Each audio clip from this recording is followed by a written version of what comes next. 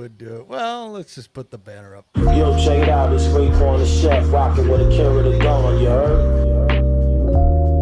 Philosopher King, after you.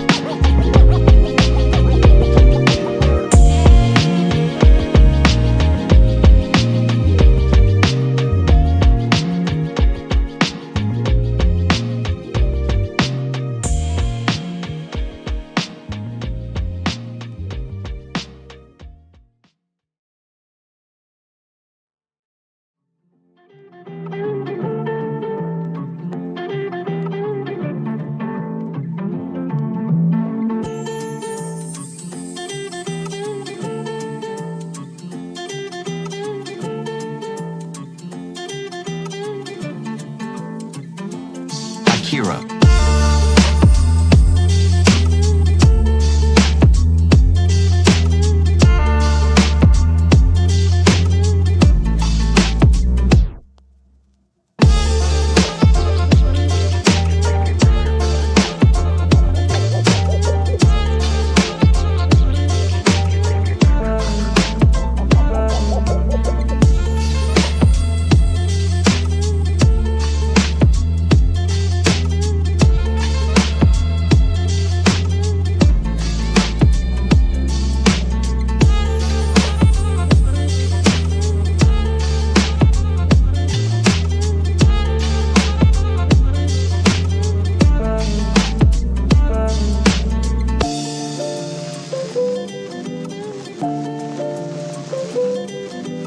Have you any hobbies? My hobbies are fast cars and fast women. Hobbies are healthy. They teach you things.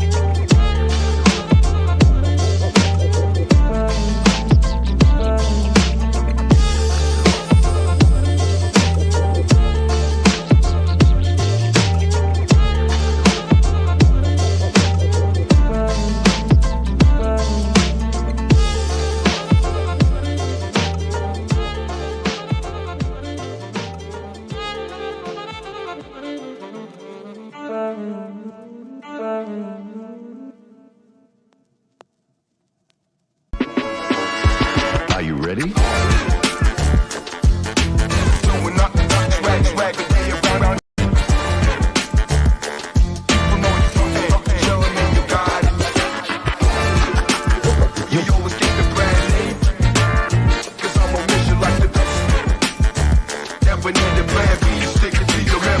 Are you ready?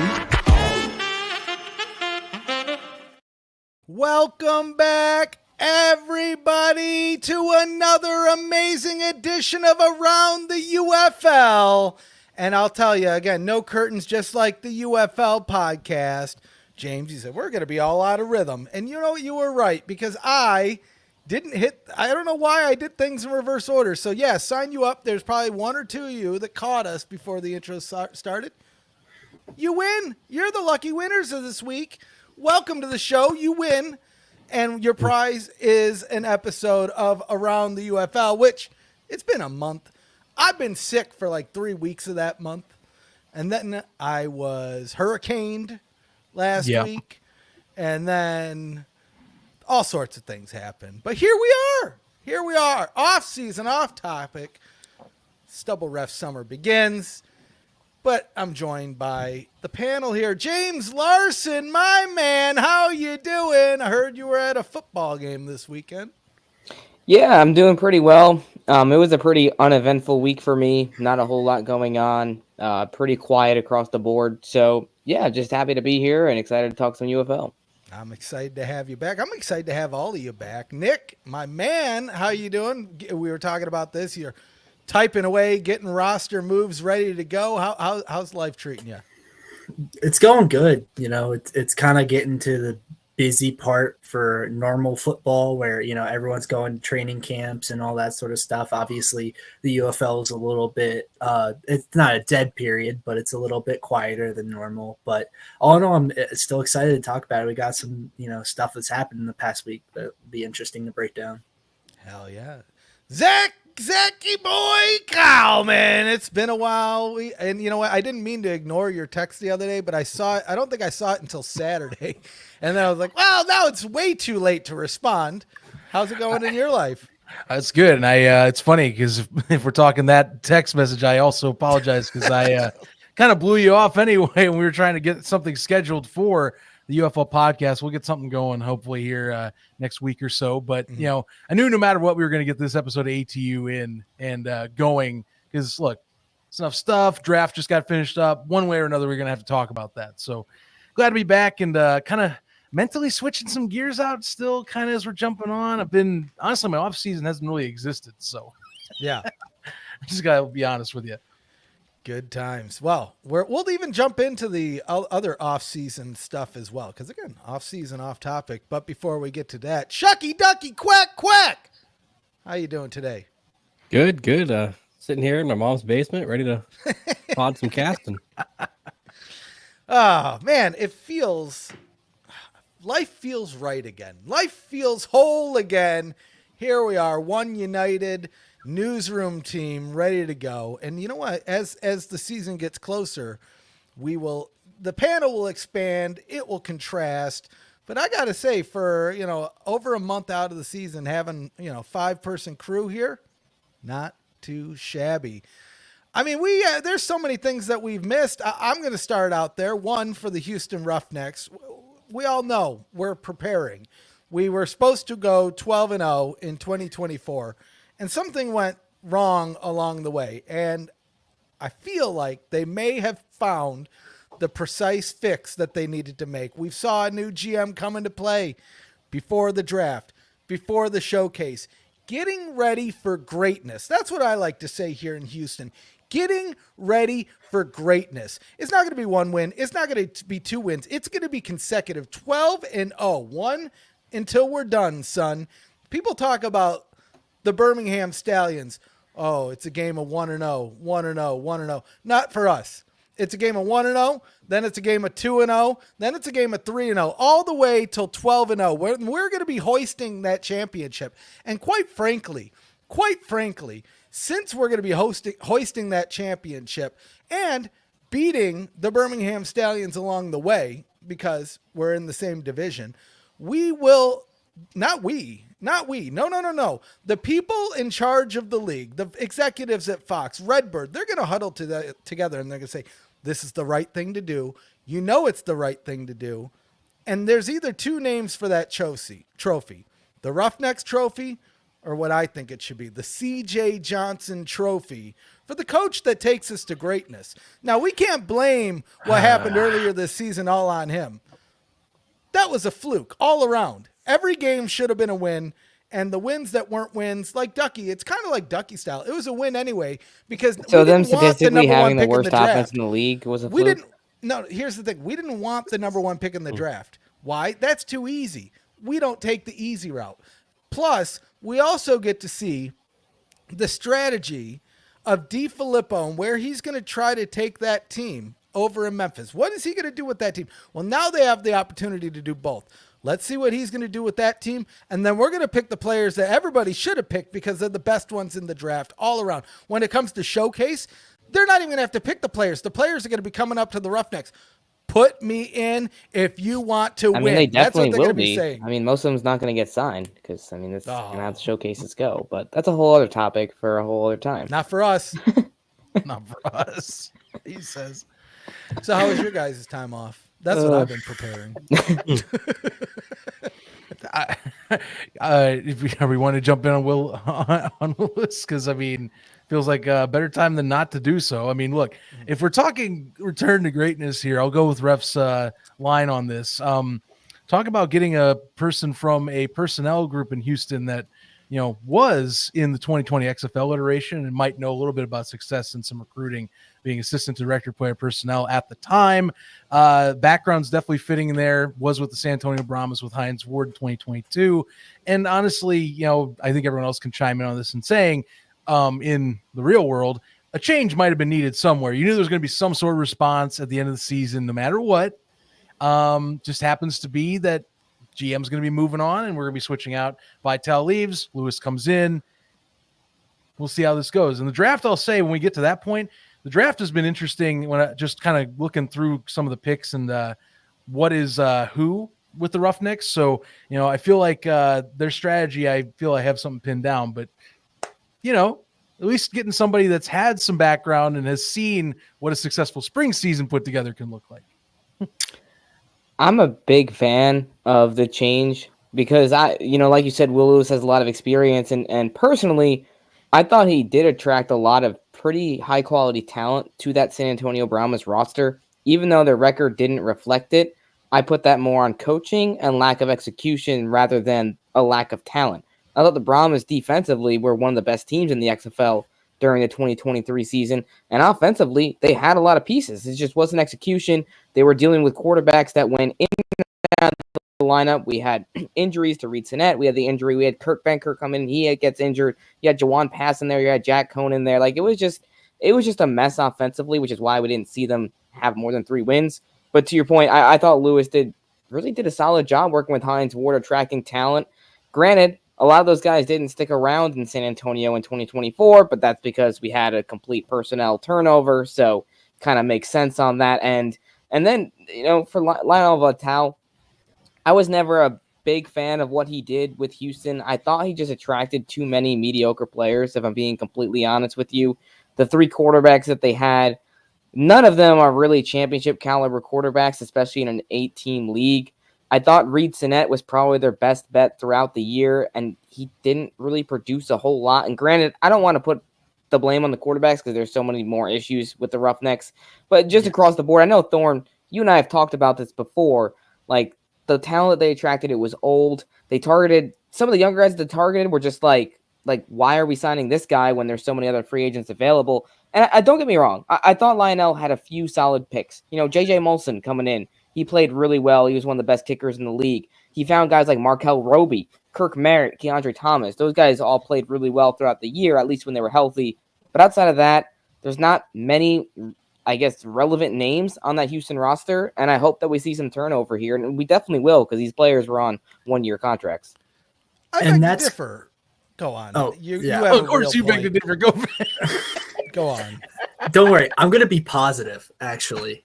You'll like this. I think the change of GM story really begins with the draft, and I might be jumping ahead a little bit here, but coming out of the draft, like a knee-jerk reaction, I was really not a fan of the Roughnecks draft. But over the past like week, it's really warmed on me.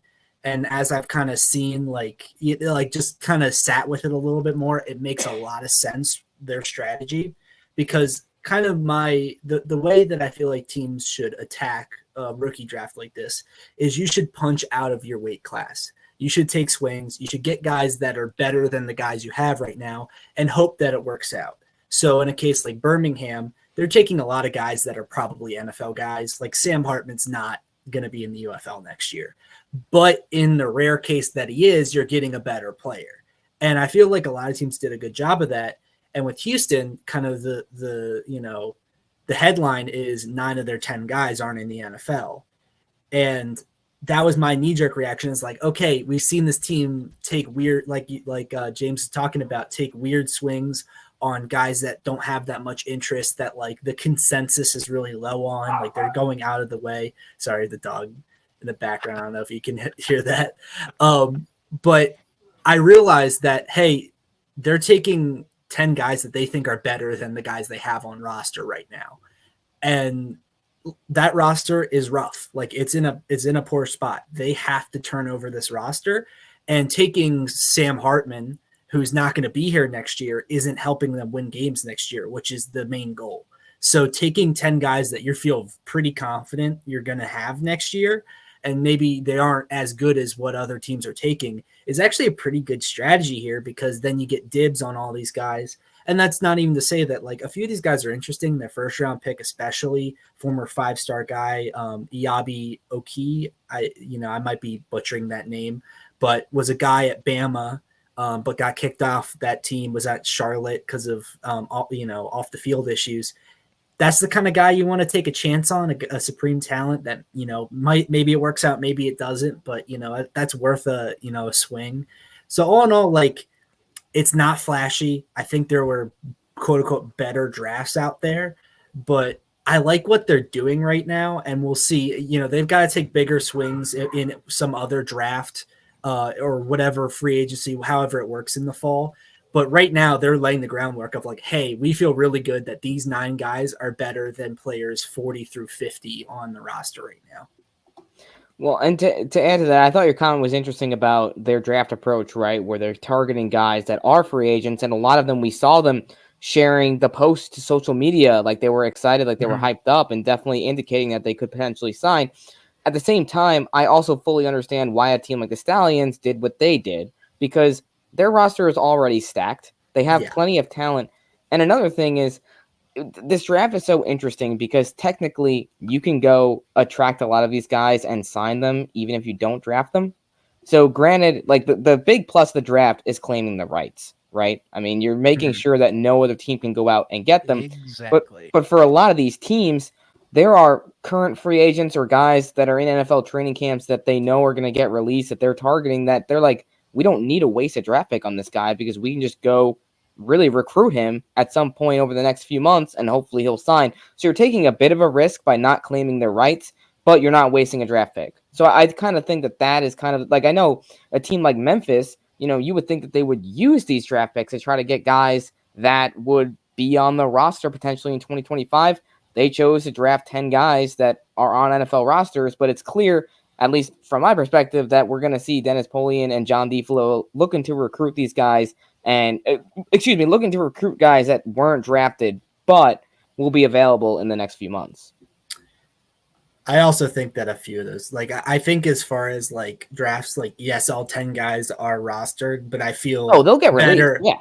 Yeah. I feel better about them getting maybe, 4 or 5 guys from that class than like Birmingham and San Antonio are the 2 examples where it's like, fun names, you're not getting them this year. I'm sorry, San Antonio, Bo Braid is going to be on the Ravens practice squad, or if not there, somewhere else. Like, he's not a guy who's, going to be one and done in the NFL. So, guy like Joshua Cephas, I mean, I think he's going to make the another wave example with the Jaguars. Yeah, they had a few, and Birmingham obviously had, the most notable names there. But those 2 teams kind of were like, hey, listen, we got a good foundation right now. Well, let's just take swings. And some other teams maybe we're getting a little bit more realistic gets, which I think is interesting. It's an interesting, strategy with, an event like this that you've not really seen before, because it hasn't really existed in this way. The XFL draft and USFL draft weren't quite like this, I also thought it was interesting that Houston drafted a couple of tight ends, and it kind of feels like we're going to see changes on that end this upcoming year. I thought Roughnecks, neither of their tight ends really did much. Granted, Woody Brandon got hurt and missed a lot of the season. I think Woody does have potential to come back and play well, but if he doesn't, I mean, these are guys, Malcolm Epps, and I don't know how I'm going to pronounce this guy's name, but Jorquavius, is that how you Jorquarius Spivey? Jorquarius Spivey, yeah, out of Mississippi State. Good job. Thank you. I practiced that, obviously. So yeah, it'll be interesting to watch. I think it's just so much fun in spring football that hopefully now that we have like an actual normal off season for once, we can actually a little bit more closely analyze how all these teams and specifically the personnel departments like approach these sorts of drafts and just the off season in general. Well, it'll be interesting too, because I think this news, I don't think this was at least out publicly when we the last time we did a show, but the coaches are technically not under contract right now, so it is going to be an interesting to see, because I think we will see coaches that still continue to put in work in the off season. That and they all kind of but I think we'll probably see some other coaches that maybe aren't putting in the same effort, right? And granted, there's still the GMs and there's other people making decisions behind the scenes, but that could come into play when it comes to, everybody's back on contract. We're at training camp, and all of a sudden you might have a squad of guys that maybe your GM was looking out for your best interests, but maybe it wouldn't have been the guys that you picked, or maybe their style. I don't know how much we'll actually run into that, but it'll also be interesting to see what kind of turnover do we see at coaches, right?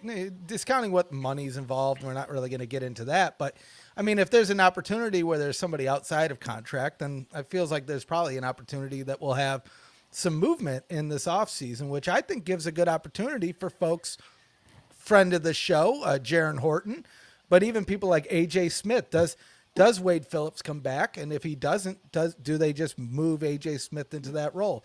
I'm sure people would argue both sides of it just based on the championship performance, but you do have to remember leading up to the championship and even the Roughnecks season prior to, everybody was pretty much around the fact that it was A.J. Smith making all the notable plays on that call. So it feels like a step in the right direction. Jaron Horton, I mean, he was basically the coach of the year prior for the championship team, or not the team in the championship against the Stallions with the Maulers. Again, in a similar position as A.J. Smith, so that one kind of makes sense to me. Please, although we might name the trophy the C.J. Johnson Trophy, it could easily be the Jaron Horton Trophy. So put Jaron Horton. 6-14 record, and he's gonna. I've always said have the defense championship is the best trophy named offense, after him. So I would love, for two reasons, for Jaron to be my head coach. One, defense. Two, Ducky will be a fan by default. And I think having Ducky in my fan group would be fun. And just imagine two of me. Just talking about how great we are. Oh my. I don't know if we want to imagine that, if I'm being completely honest with you.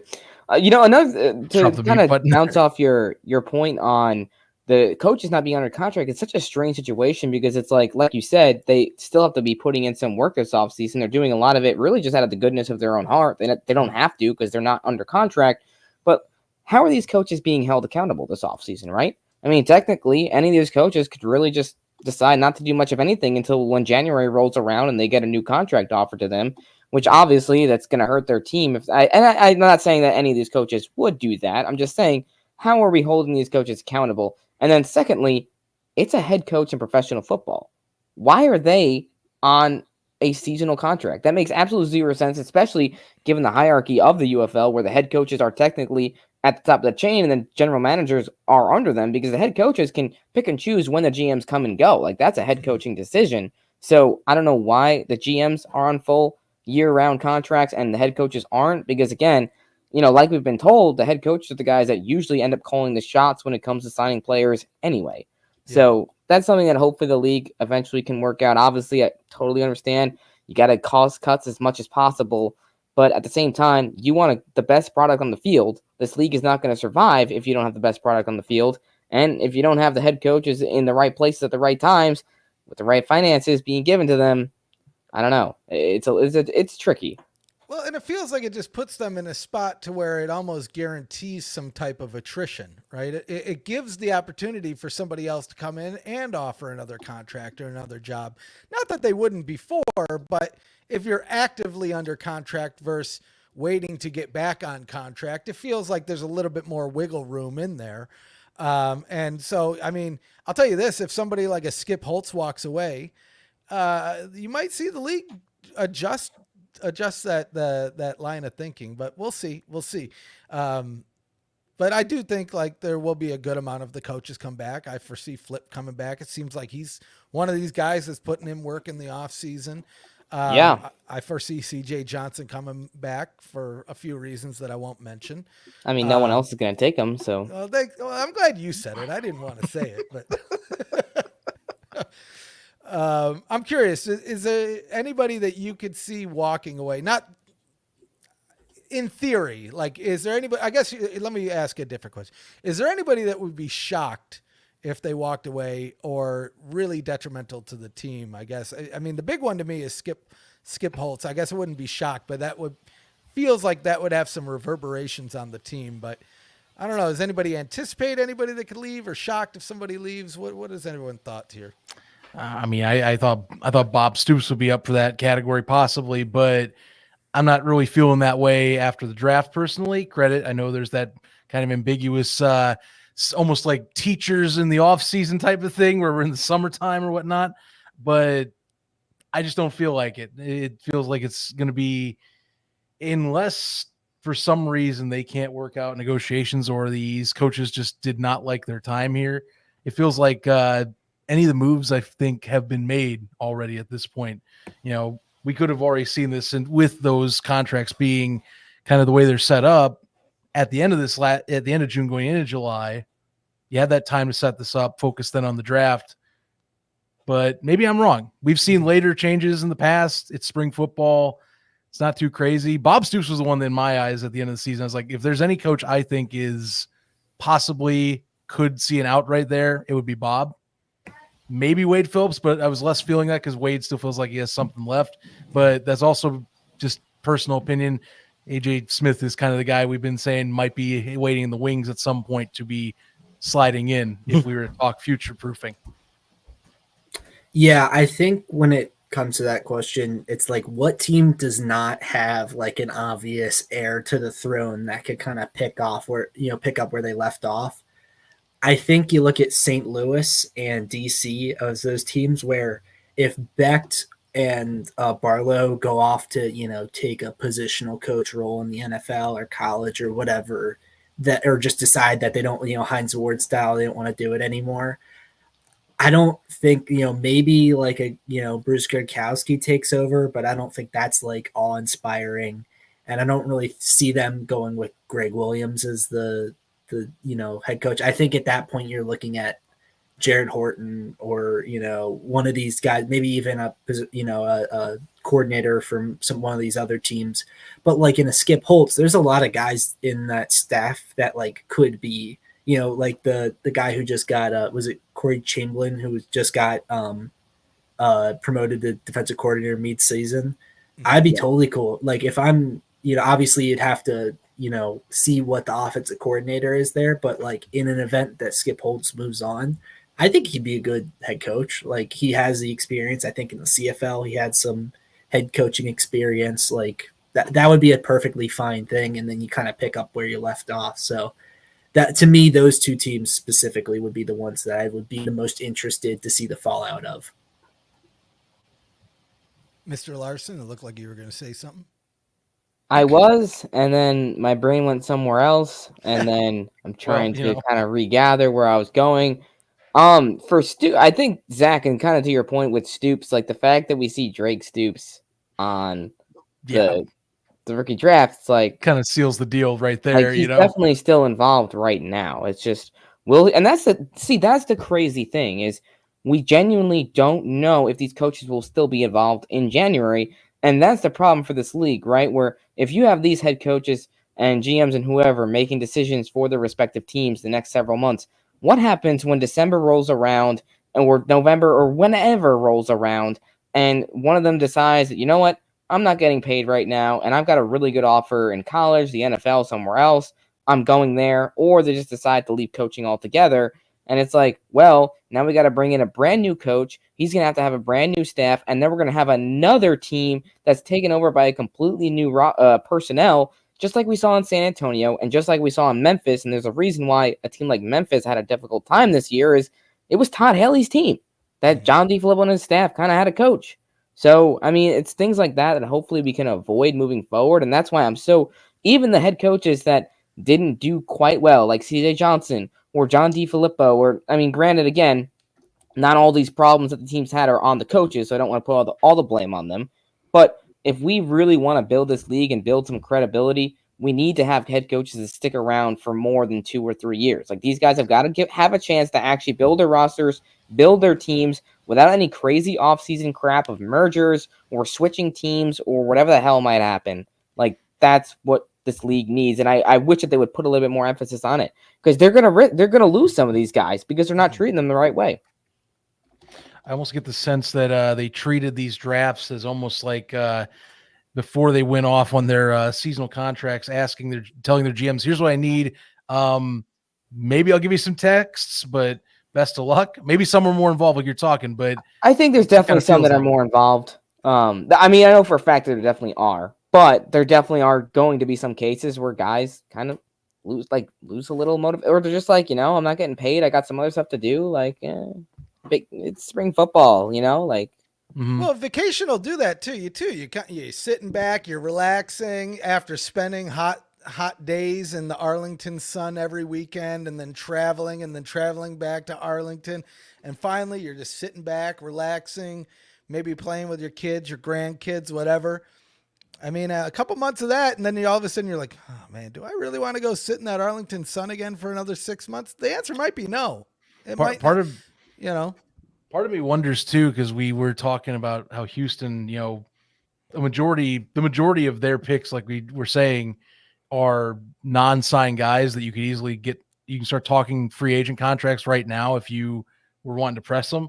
Where it's like some of the teams that were successful last year, I almost wonder if they're leaning into a free agency period of sort mindset later in the year when they can rejoin their squads and be like, you know what, the rights are the rights. We already have guys for that. A majority should be coming back unless we just see a bonanza of signings all of a sudden going to the NFL, and then we have to then kind of course correct.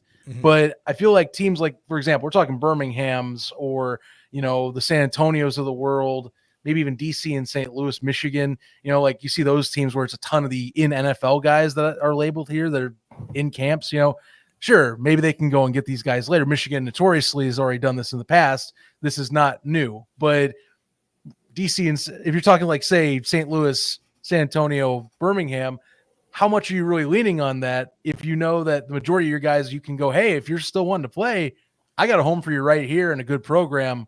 Come on back, I mean, for crying out loud, Birmingham, yeah, Sam Hartman, but like neither QB, Matt Corral or Adrian Martinez at this point's gotten signed. We're in training camps now.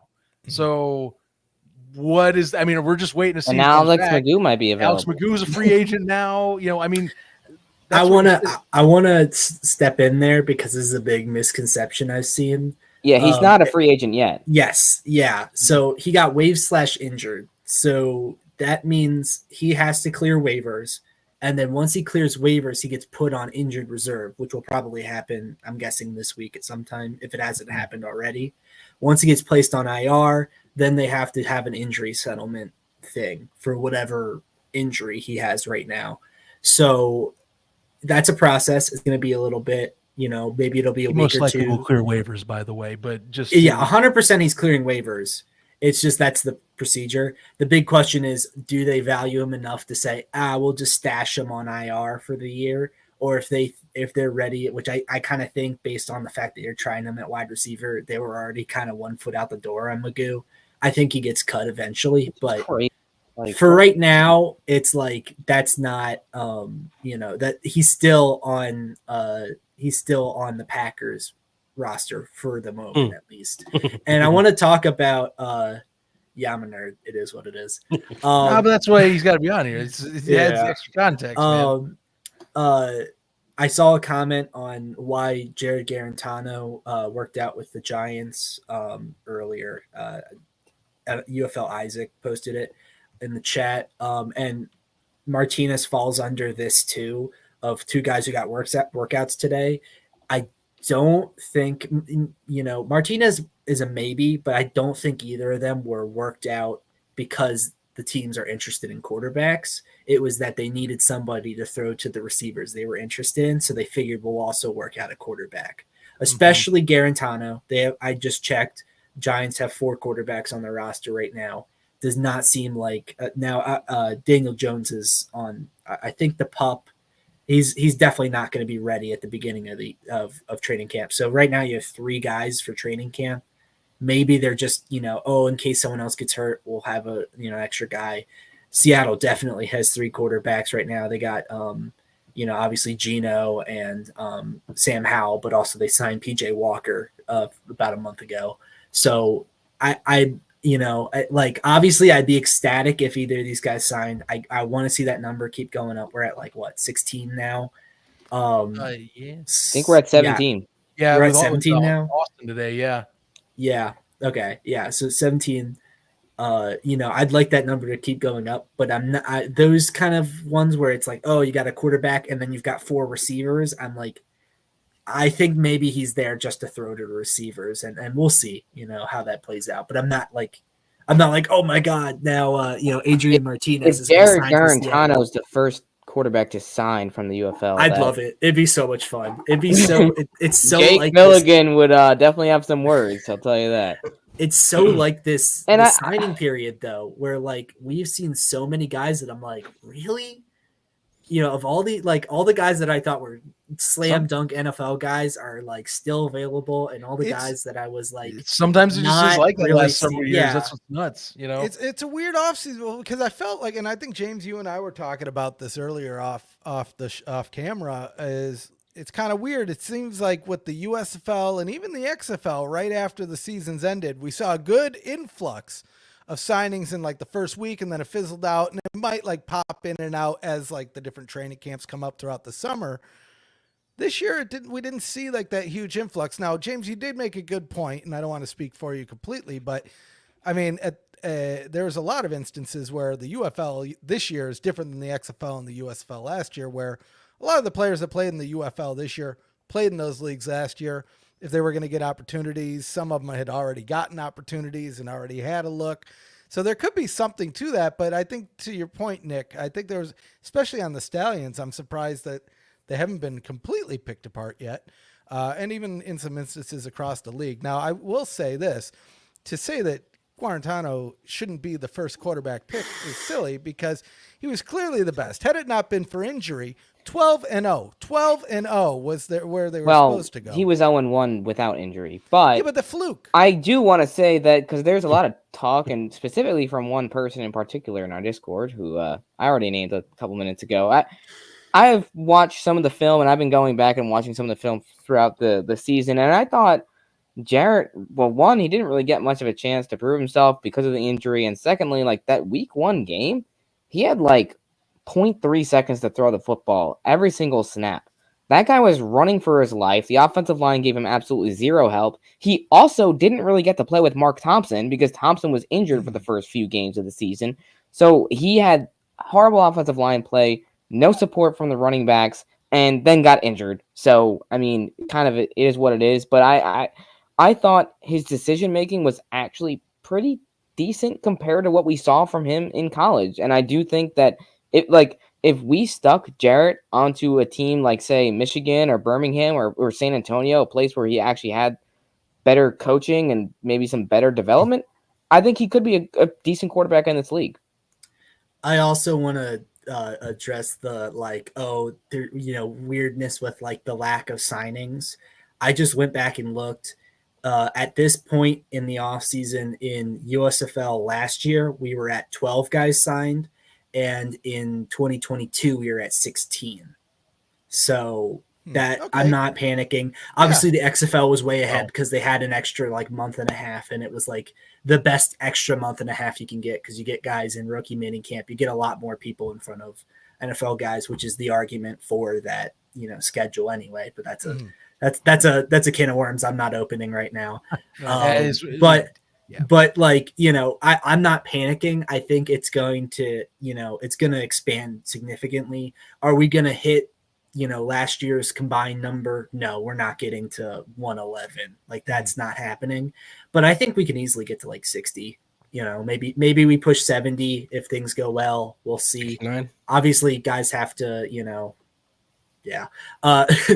guys have to do well in these workouts. They have to win those jobs. So we'll see how it goes. But I'm not like, oh my God, we're never gonna get another guy in the NFL. Like it's fine. Yeah. Right now is when the most guys are gonna sign. Period. Mm-hmm. Another fun week. What else do we got? I mean, I feel like we've been gone forever. Well, we have. Zach, you have something on your mind. Well, I thought Ducky was about to say something was the thing, but anyway, what I was going to point out about is I like Thorne's point here.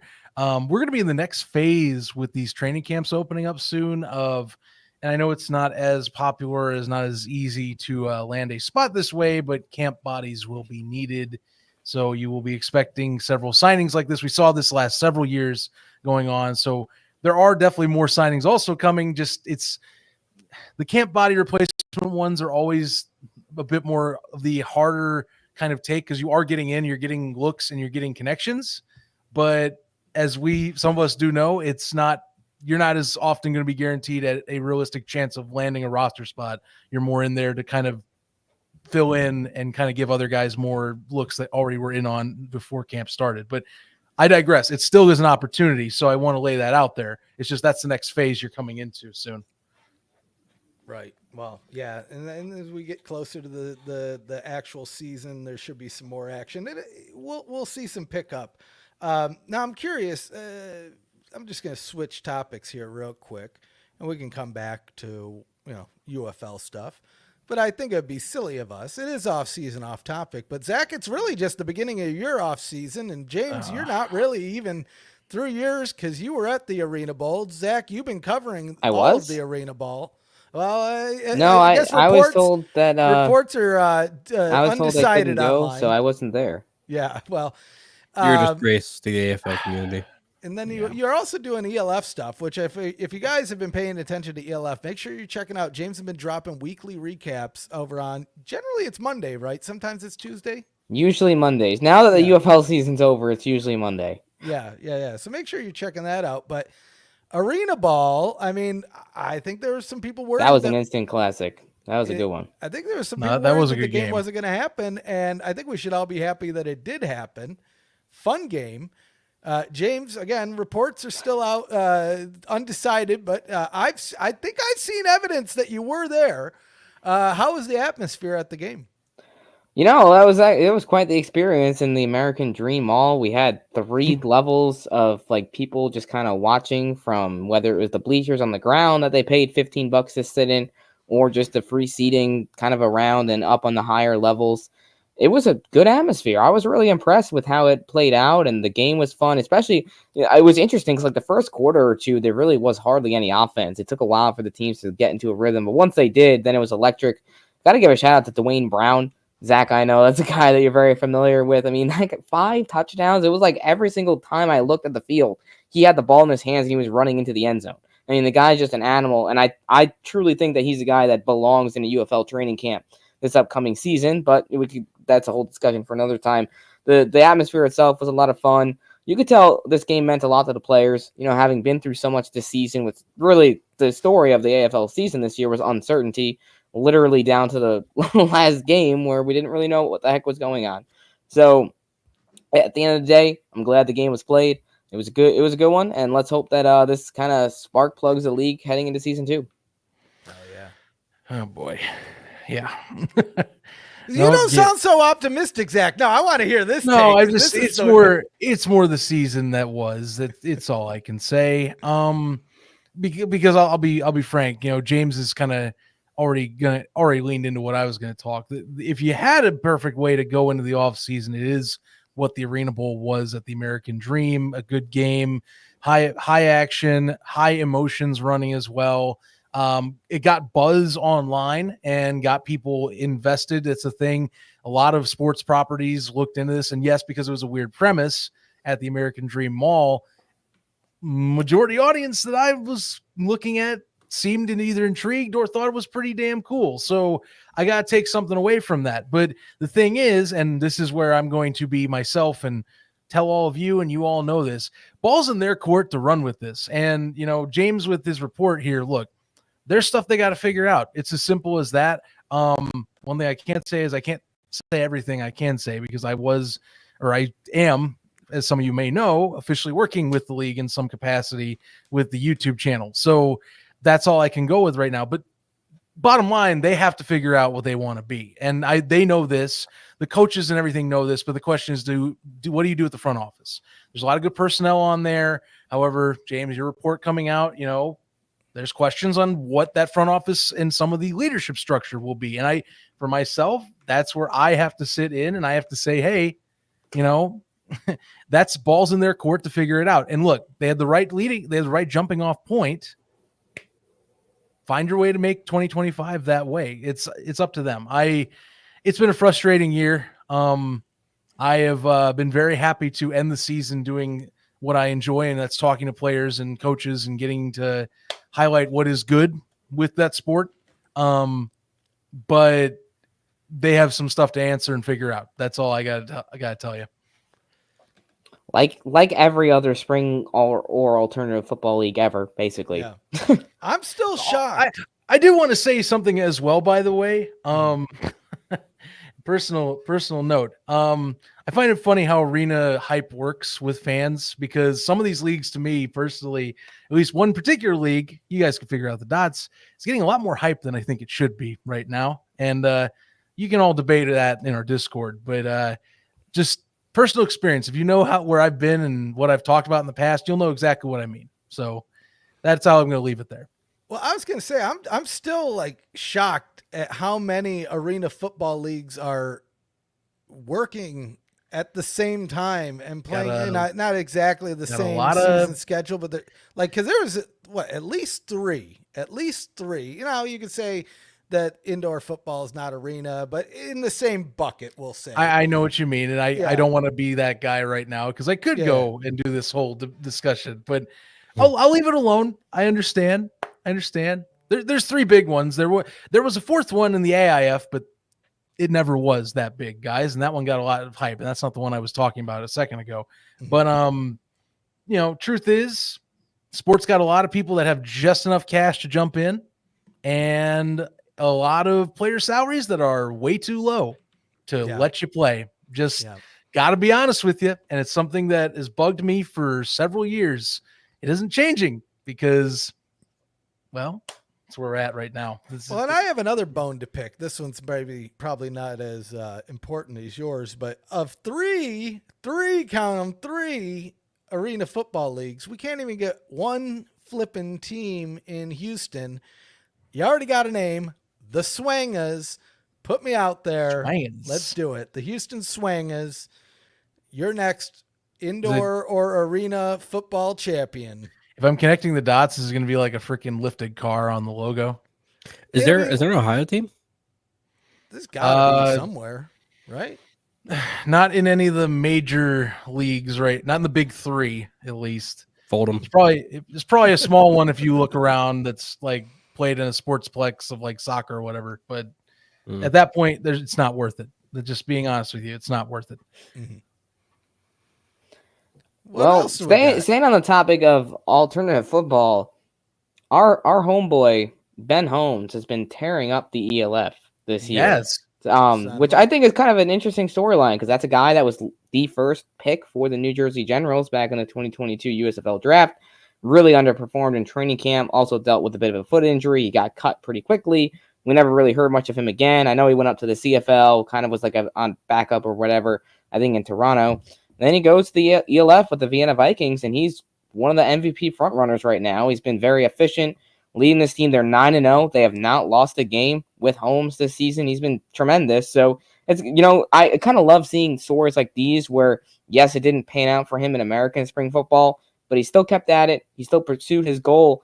And it's leagues like the ELF, like the AFL, and any other league that they're keeping these guys' dreams alive. And I think that's kind of why we're all in this scene and why we do what we do, is because it's all about keeping the dream alive. And I think that's why spring football really it's peaking right now. We've got the UFL, we've got the CFL that's been around for a long time. We've got multiple arena leagues. We've got the European League. We've got leagues popping up like in South America and in Mexico and all over the place. So it's an exciting time to be a football player. And hopefully we see these guys, even if they get cut from a league or two, they still land on their feet somewhere, Well, that's the thing. Yeah. I mean, that's what we've always talked about. The opportunities with spring ball is amazing. And it's like we were just talking about beyond the arena situation. You brought up the ELF. There's other ones down south of us. We have the IFA potentially coming next year, which is more opportunities. I will say it's going to be hot ass game to be playing in and or watching in the summer in Texas or Alabama or Mexico. I think Vegas, that'll be hot too.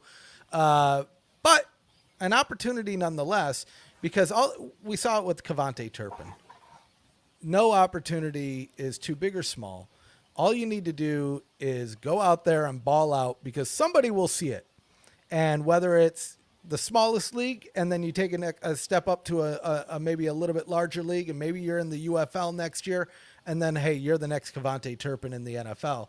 So I would love to see Ben Holmes come to the UFL, back to the USFL, if you will, and prove them all wrong. Say, look, this is what you guys left me out to dry. Now I'm playing for the Houston Roughnecks, and we're also undefeated. 12-0, baby. This is tangents on tangents, but with the IFA, I saw like a rumor that they're trying to go to Baltimore, and I legitimately, I other than like Towson, I don't know where they would play. Maybe Morgan State. Like, it's like you're not going to be at M&T Bank. I feel like that might have been school out there. The Dude, the IFA. If you're a player, just watch what you're joining. That's all I'm going to say. Yeah. Well, the IFA is so interesting to me because, like, it's funny. Some of the origins of the teams are ex-indoor teams, actually. And Baltimore is one of those. So is Tampa Bay. So is Las Vegas. I'm keeping eyes on those teams because jumping to an outdoor scale, that's its own challenge. And these are salaries that are beyond even the indoor leagues by a decent margin. Even more than what the AFL was claiming they wanted to pay for their minimum salary at one point. So it's fascinating. Not to mention, like we've talked in the past, for all of us, the heat of the summer, man, in the Southwest and the Southeast. I'm good luck if you're sitting out there. That's the thing. That is going to be brutal for some of the places they're playing. Even Baltimore, like, it's not lovely here in July. It's still 100 degrees pretty frequently. Like, that's tough. No matter like even like up in like Ohio, like you're still gonna have that issue. Like, summers don't, like, unless you're getting into Canada, it's not like you're gonna have mild summers in America. Like, in July, it's gonna be hot everywhere pretty much. Football is not meant to be played in the summer. Like, no. This is spring football, not summer football. Yeah. Like, there's we a difference. got to the stretch of it with the USFL and even with the UFL season this year. And I mean, if that game wasn't in a dome in St. Louis, it was pretty warm there. I was surprised for all the smack I was talking about coming from Texas and Luke Landing and talking about being hot. When I got out there, I was like, oh, man, he wasn't joking. How does it get so hot up here? I don't know. I didn't know y'all had that kind of heat. I grew up there, but in Ohio. What's that? It was 75 in Ohio. Canton, Ohio. That would have been perfect weather. See, here's one I love. This is a great callback. So Donald Trump famously said when the USFL tried to flip to the fall, if God wanted football in the spring, he wouldn't have created baseball. Let's fix summer in there and slap that in, because that's definitely what this to me is what perfect. If I'm being honest. I did not know where you were going with Trump for a second there. No, Hey, He famously said, Zach, "Grab Zach's him got by a the bullet football." to shoot, or what's going on here? no. You see now, you brought that in. Yeah, our viewership's about to spike by like 1,000 because all the FBI agents watching. We got the best That's football. why we do it. Service is It's coming the to town. greatest. Hey, at least it's ratings, right? I will say we have to be Yes. very careful with the like purist football when like we are all talking about a league that's very much not like purist. Like spring football is not traditional in any way. But that being said, you shouldn't play in the summer. No. That's why I don't think the IFA is going to do very well. Well, it Just like the depends. MLFB, they weren't going to last. That's what either I'm way. waiting. I'm waiting for the press release. Breaking news. Stop the presses. Officially announced the IFA Jubilee. And that's going to tell us everything we need to know. Slap That that, was- baby on YouTube to What- get you a C190 Logitech webcam. You are set, bro. When the MFLB or MLFB, MLFB, yeah. when that folded, that was so sad seeing those players. That The was so players sad. and the people that invested in it. Dude, that was like Black Friday on our Discord. There's my people gosh. that were so active on that Discord that I don't know where they're at and if they're I can't believe players were coming to the Discord and like Oh, yeah. asking like, "Hey, what's going on?" Like asking us. What the hell you asking us that's for? wild. That's still tell you who has a great arc to get back to playing is from that is actually Bailey Giffen, who got to play in the Arena Bowl and actually crushed it during his Arena Bowl appearance as well. Excellent season, best kicker in the AFL this past year. Guy that should definitely he be sent them outdoors. to the championship game with that game winner. In Mhm. the semifinals, was it? Semifinals, yep. He won against Nashville, crushed a 39-yarder, which is hard in indoor setting. Keep in mind, much narrower range for the goalposts. So, yeah, so a little bit of a bright spot. Somebody that got to at least go somewhere and play out of that debacle. And I'm expecting he's outdoors next year. He's too good to be inside. So, yeah, he'll be back outside soon enough. good. Well, hopefully we see him in the UFL. I'll take them all. Because there's a good track Michigan record might need there. a kicker. Yeah, I know, dude. I'm We got to so get Cole Murphy back though. hype. I wouldn't about mind the Cole. Lions. Bailey wouldn't mind either. Matt Mangle.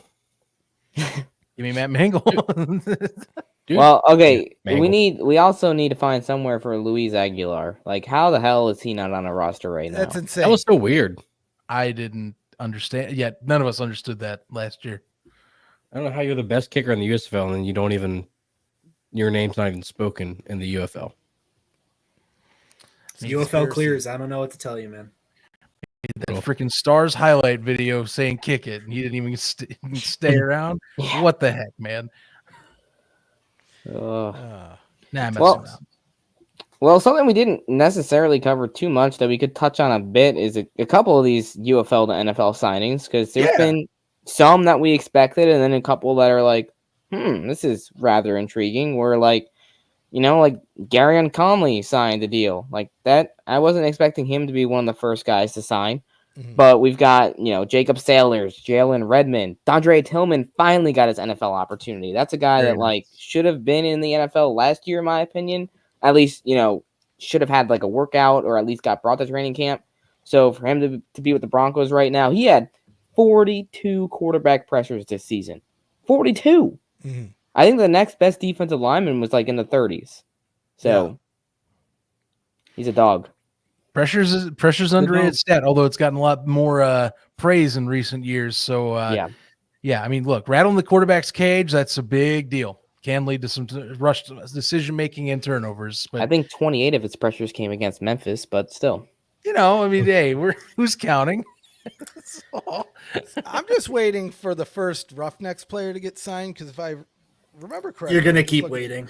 That's not what I want to hear. That's not what I want to hear. Hopefully Maybe I do like news. Keandre Thomas, who worked out Carolina today. That could be, for my ranking, I had him tier 3, which is like a, could be an NFL guy. So I think Kirk Merritt should get a look. Yeah. He didn't get a lot of tape, but it's because he was injured for 7 of the 10 games. I mean, Yeah, he played. He was fantastic. Yeah, I think my top guy was Markel Roby. Markel, If I remember correctly, I think I mean, it's all relative. Like there was, And he Markel, was tier 2, but Markel is the perfect example of a guy that Lionel Vital kind of took a gamble on, and it really paid off. But the problem is Vital took too many gambles, and most of them didn't pay off, in my opinion. But yeah, should have been named the Gamblers, man.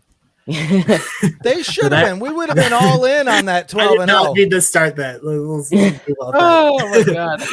I will say when talking about the signings, the one trend that I find very interesting and kind of fun through this is a lot of the guys that I underestimated are guys that were kind of like we're not on NFL radar type players, and guys that you can really look at and go like, without the UFL, this dude's not sniffing the NFL, which makes, fun, kind of like in that, Kavonte Turpin, Brandon Aubrey tier of like, this is a guy who, if the UFL never existed, he would have never made it to the NFL. Mm-hmm. And you look at like, Cole Liavo, DeAndre Tillman, Marcus Sims. Marcus Sims has not been on an NFL roster since 2019, and he's getting another opportunity this year. And I think the best example of that is Malik Fisher, who just signed with Houston last week. I'm a little crushed he didn't sign with my Ravens, but that's still awesome. This is a guy who was an NFL Alumni Academy. He was a contractual obligation was right. What he was. For those who don't remember, when the XFL was starting up their first year, they had a agreement with the NFL Alumni Academy that if you were in an Alumni Academy, you're guaranteed a spot in a camp. And there was a bunch of guys who did not get drafted that were just assigned to teams, basically as like okay, we're going to carry, instead of carrying 60, we'll carry 66 just to meet that contract so we don't get sued. Mm-hmm. And so they did that. And Malik Fisher didn't get drafted, was one of those guys, somehow makes it onto the roster in DC last year, packed edge rushing group, didn't really see a ton of action in the XFL. In the UFL, some guys retire, some guys take a step back. He steps up and is like their best edge rusher. And now he's in Houston, right? Mm-hmm. Like that's the kind of guys.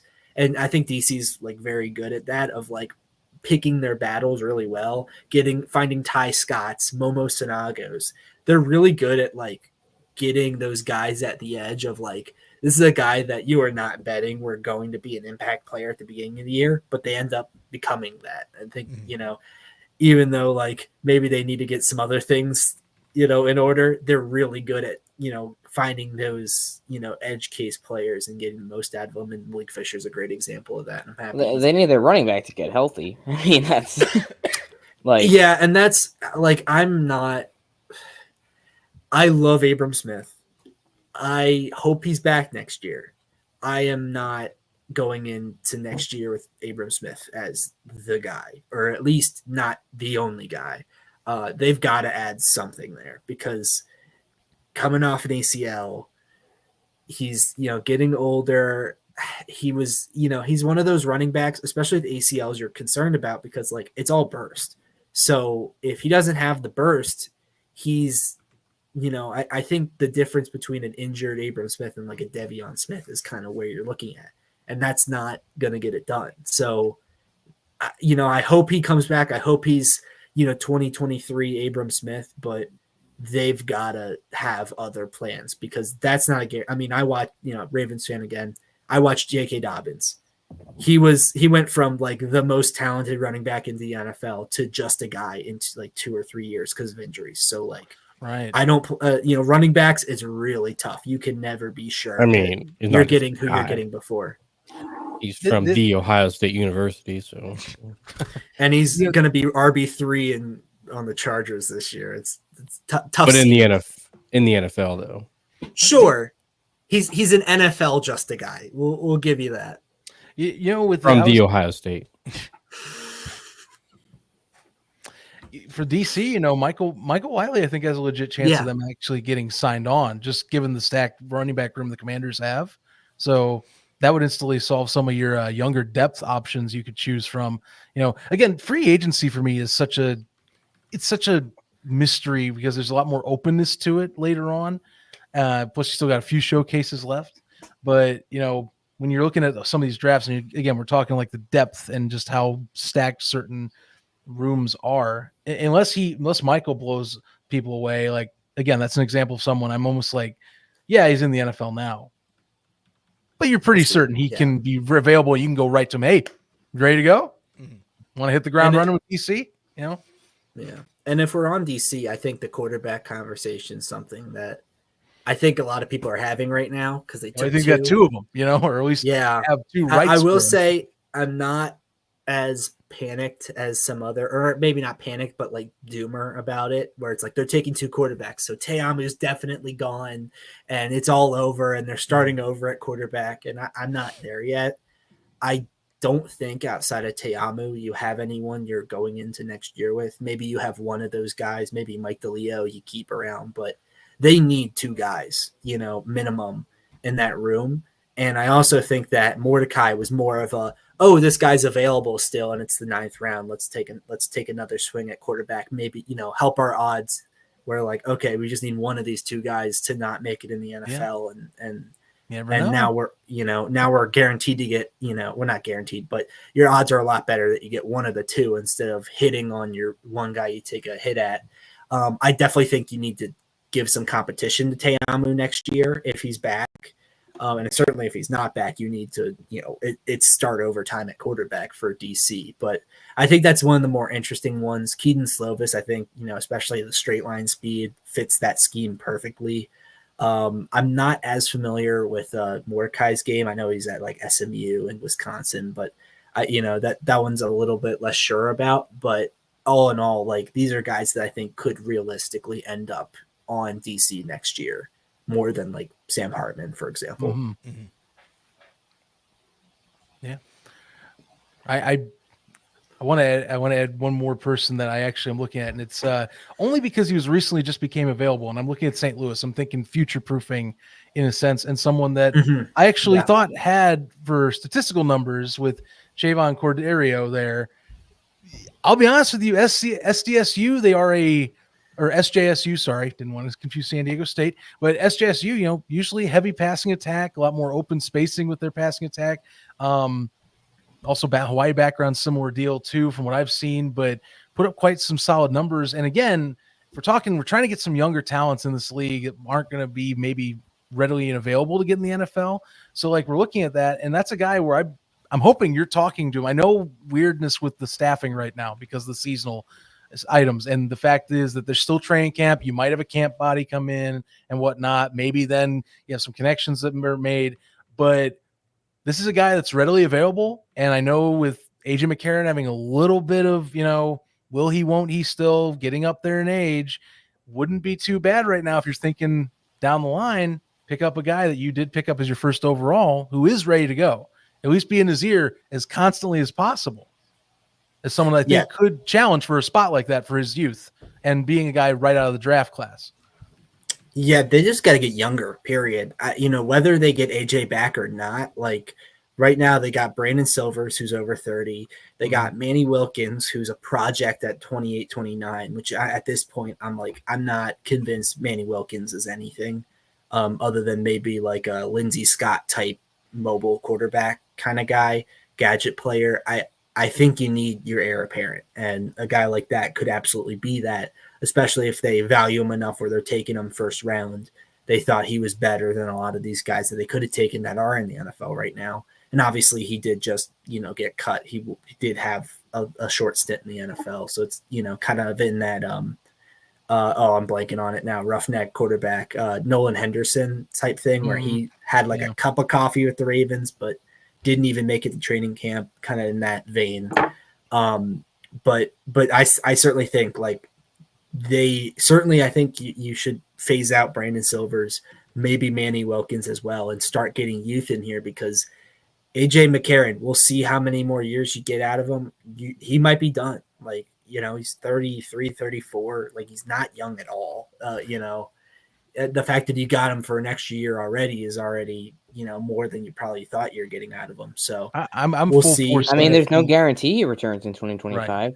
Yeah. I mean, all these guys all these players' contracts expire August 24th. And when that happens, it'll be really interesting because teams, if they don't send these guys another contract, or it might be a letter of intent or whatever it might end up being during this free agency period, they're not going to send all these players letters of intent or whatever it is to come back. And I think what will be interesting is technically the teams will hold the rights to their guys. So let's say, for example, they don't want to re-sign Brandon Silvers. If Silvers does have an opportunity somewhere else, they'll still have to release his rights to said team, whoever that might be. So we'll see like waiver wire movement for things like that. But otherwise, these guys are all technically not going to be under contract come August 24th. And they're going to have to commit to coming back. And it's really what it is it's going to be like what the XFL had, where obviously the merger really messed things up. But in the XFL, we saw all these guys had to sign letters of intent to return to the league, whereas the USFL, all their players were under 2-year contracts. So that's why we didn't see any of those guys who had already re-signed or had already been on a team for a year or whatever. Like, they weren't re-signing. But all these other guys, like Luis Perez and Jordan Tamu and AJ McCarron, etc., they all had to re-sign letters of intent to return. So that's what we're going to see again this season, this offseason.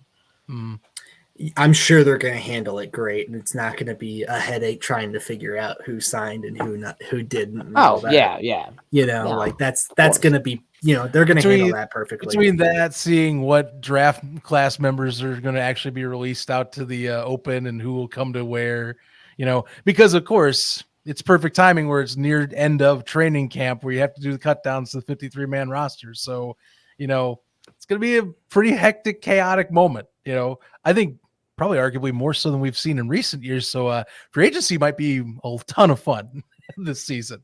If we're talking from a perspective of stay paying attention to your social media, because you don't know how quickly these might starting to get signed up and put into place. It'll be a lot of fun. The good thing is that hopefully we won't have like entire league merging and completely changing the scene again. So like I think what really, Zach, is what's going to be most exciting is that it should be our first true off season ever. Without absolute insane movement and hopefully without major coaching changes, because as long as we keep that constant, I think we'll be pretty smooth sailing and it'll be fun to watch, because we had a little taste of that with the USFL off season, like that October, that November, where we were seeing guys like Cam Eccles-Looper going from the New Jersey Generals to the New Orleans Breakers and things like that. When leagues last more than 1 year. We're hopefully we see more of that this off season. It's gonna be fun. I'm excited. I'm looking forward to it. Yeah, I figure we're probably going to be in a little bit of a slow period. It always feels like it's usually around October-ish, November-ish when the things start cooking up again. But with the off season, with the showcases, free agency coming up, there's still some weirdness with the coaches being under the contract and some of the players being under the contract. But I have a feeling the closer we get to fall, and then as we're in fall, we'll really start seeing some fun things happen. And then hopefully we just hit the ground running come January. Like it usually seems to go. It usually seems like we get a slow burn, and then boom, boom, boom, boom, boom, boom. We're just getting peppered with either promos or news or whatever it might be.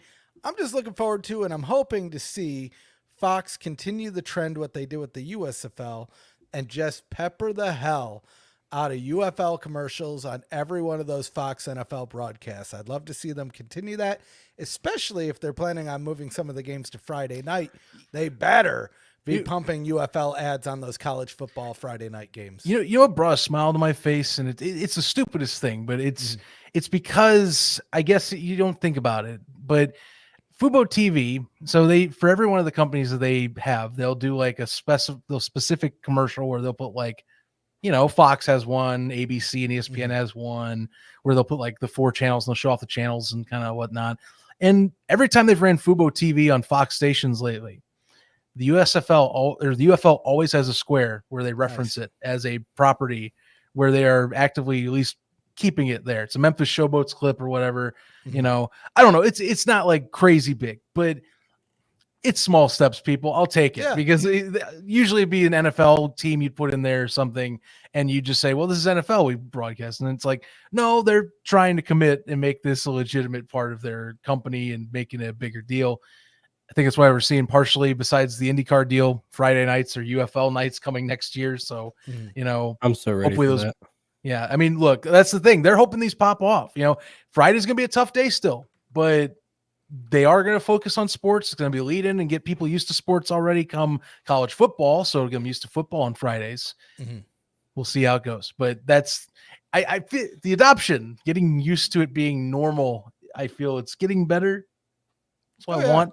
I mean, You know, all in all, spring football has been around pretty consistently for the last 5 years. It was just in a mix mash of different leagues. people at my job still come to me for any UFL stuff, and it is the funniest thing where it's like, you're the UFL guy. What's going on right now? I'm like, here's what I got, and I'm not like dropping stuff. I'm just like, yeah, here's what you need to know about the league and the teams. Like, here's the standings right now. Here's the drama from last week. And right. Yeah.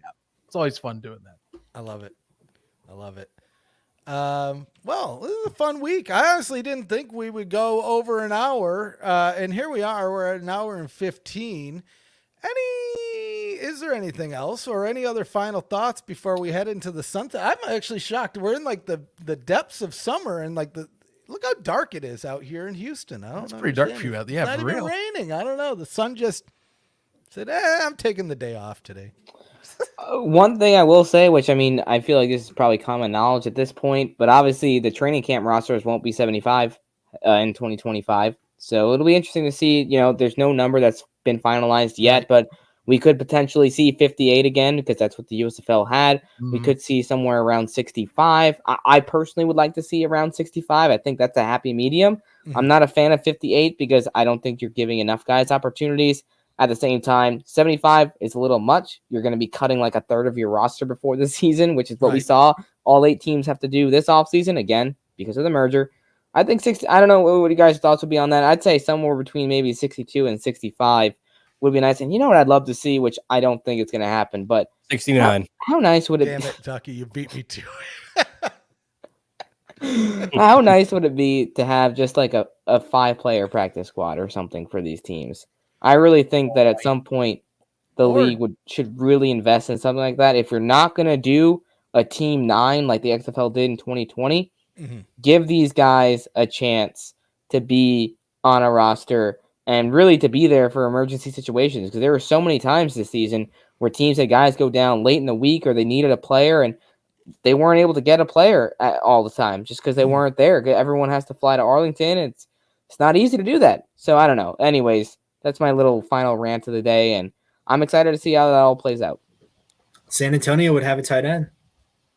Yeah. Matt Sabert. Team 9 was a good thing, I think. I agree. Yeah. Hey, we all know Matt Sabert would have put up 26 points in the UFL championship. Yeah, well, Skip Holtz is a crybaby. I'm kidding. I'm kidding, Stallions fans. I'm kidding. So, can we get a disclaimer? Ducky was joking. This is a joke. It'll be like the applause sign, but it'll just say joke. It's just a prank, bro. It's just a prank. Something I'm going to take it dead serious. Well, I'm giving mistake. We're doing points, and so Ducky, because of your courageous joke, I'm going to give you an extra point on top of the points I was going to give you. Now, I don't know where it is. I can't see anything. I need glasses, and the sun's not out, so I don't know where my notebook is. But I'm doing this digitally, and I think I might just make a spreadsheet just to make this a lot easier to track in the future. Anyway, but Ducky, I was going to give you 4 points, but because of your courage and braveness, I'm going to give you 5 points. James, I mean, just for the fact that you weren't even allowed at the Arena Bowl, but somehow got media credentials, I feel like that's okay. To be clear, I was allowed there, and people run with that. I was personally invited by high up people to go and cover it. So anyway, I'll be honest with you, James. The way that went down, I don't understand how the heck that was even how that conversation ever got to that point. That is the wildest thing I've seen. That is the best case scenario of you have no idea who the fuck you're talking to. Beep. See, I thought it was a fan at first until I looked at it. I'm like, funny. This is even more comical because I'm not going to get into the mud on it, but we knew enough to know, like, just from some of the things that you had heard, James, of like what the situation was. So that made it comical. But either way, 7 points for you. Nick, I mean, roster's got to have your brain spinning. You weren't even sure if you were going to be around that much this summer. You weren't at the Arena Bowl though, but I think it's worth at least 6 points. I think it's worth That mall at was least 6 cool. points. I'll say that. Yeah, we need more events in malls. It reminds me of the first WCW Nitro held at That was the Mall most of America. thing I saw online was the freaking Nitro Mall Clash. And so I think that trend needs to continue. I think we need to bring it back, and we need to put a Houston Arena ball team, the Houston Swing, as if you will, in the Galleria. The Galleria is huge. There's so many levels, the best levels. Anyway, Zach, Arena football fan, do I need to say more? I feel your pain. I can only imagine. I mean, we've gone through league and league covering spring football, and I took a little bit of break after, and then I forget, oh yeah, there's spring ball, and I tune into all the news. And Zach, you've been here covering it. Your off season's officially here, except for the NFL is about to start, and you'll be covering that, I'm sure. I'm gonna say that's worth. I'm gonna give you 6. I was gonna give you 5, but we're gonna give you 6 here. And me, touched. I might as well go 12 for the number of wins that we're going to get next year. No, I'm not going to do that.